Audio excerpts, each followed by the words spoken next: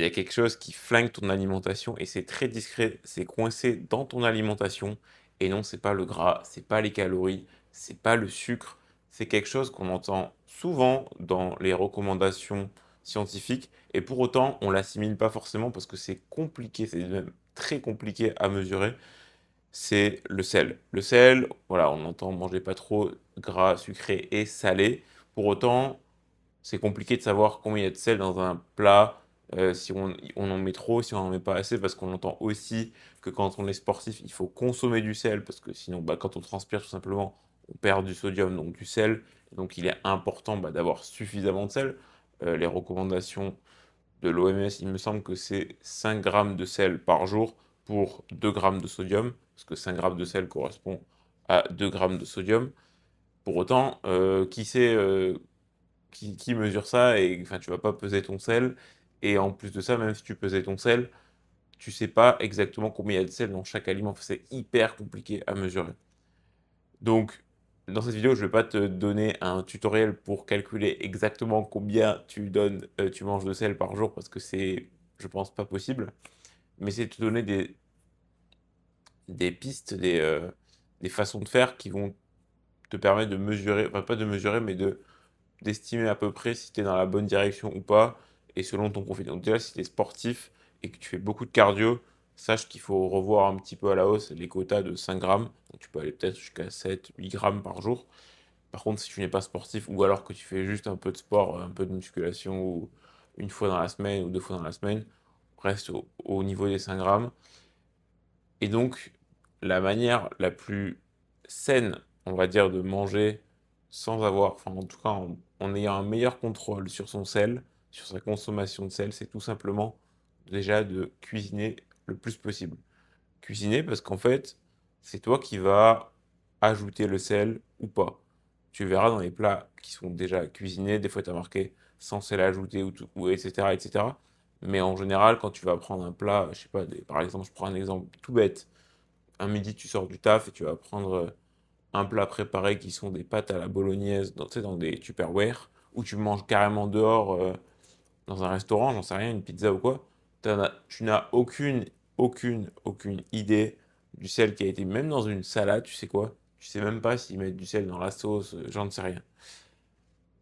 Donc c'est important de cuisiner le maximum. Je dis pas qu'il faut que tu vas cuisiner tout le temps, et il y a des plats même que tu vas retrouver dehors qui sont cuisinés qui vont forcément être plus salés que d'autres. Je pense notamment à une pizza, tout ce qui est, voilà, bah, tout ce qui est salé, forcément, évidemment.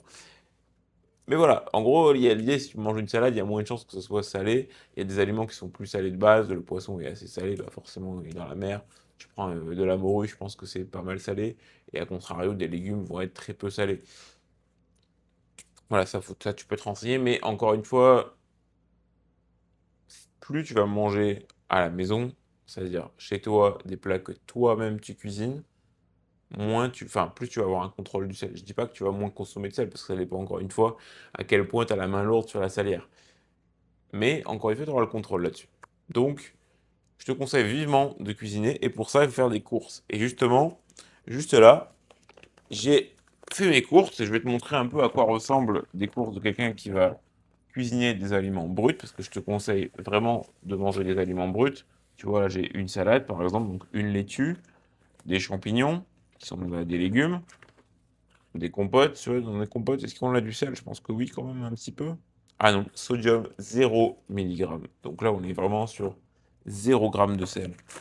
Tu vois, ça par exemple, c'est des pains pita, enfin, comme des pains, non, pas du tout, mais comme des wraps. Et là, on retrouve un peu de sel, normalement, j'imagine. 40 mg. Voilà, donc 40 mg de sel par galette. Là, tu vois, en l'occurrence, j'ai pris de la morue. Bon, là, ils vont pas me dire s'il y a du sel, parce que bah, c'est tout simplement impossible. Mais il y a du sel, c'est sûr. J'ai pris des bananes, j'ai pris des tomates. C'est important de prendre pas mal de légumes pour cuisiner. Je te recommande de faire ça. Des concombres. Avec ça, j'en fais des super salades.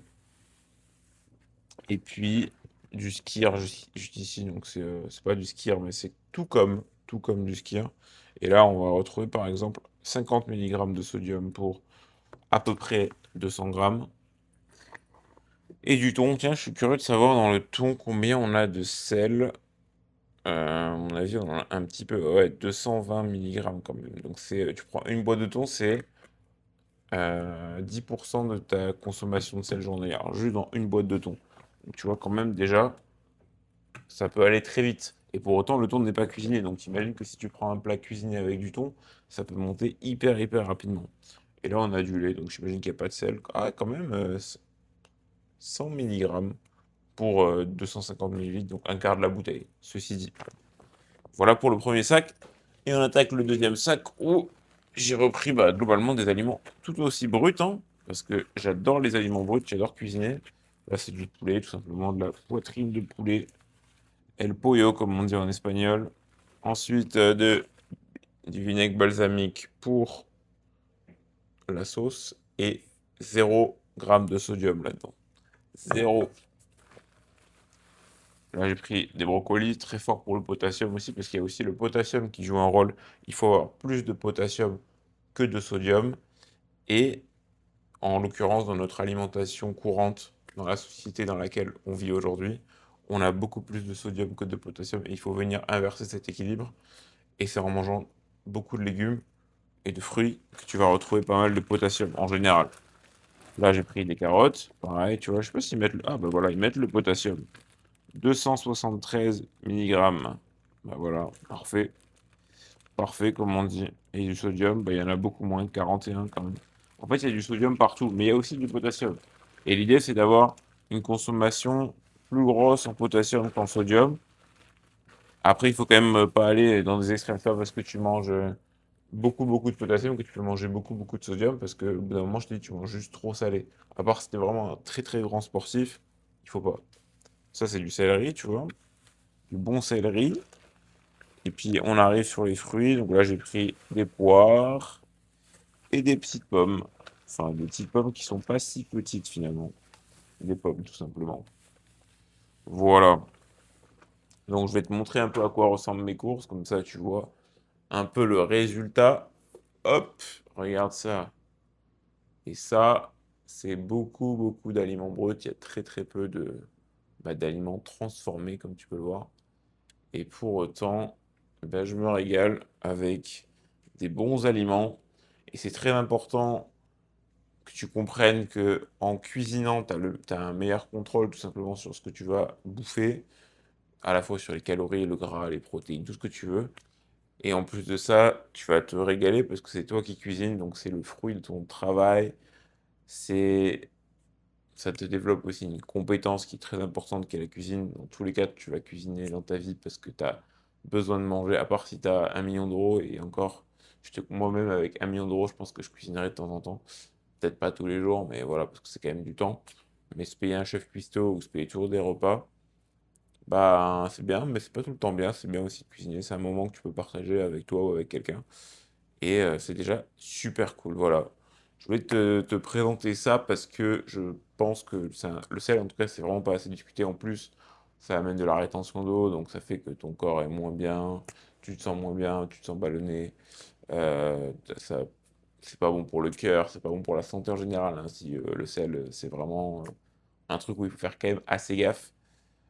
Donc aussi sur la salière, attention. Bref, voilà, petite vidéo pour te parler de ça. Si t'as aimé, n'hésite pas à me le faire savoir. Un petit like, un commentaire, ça fait plaisir. Allez, salut!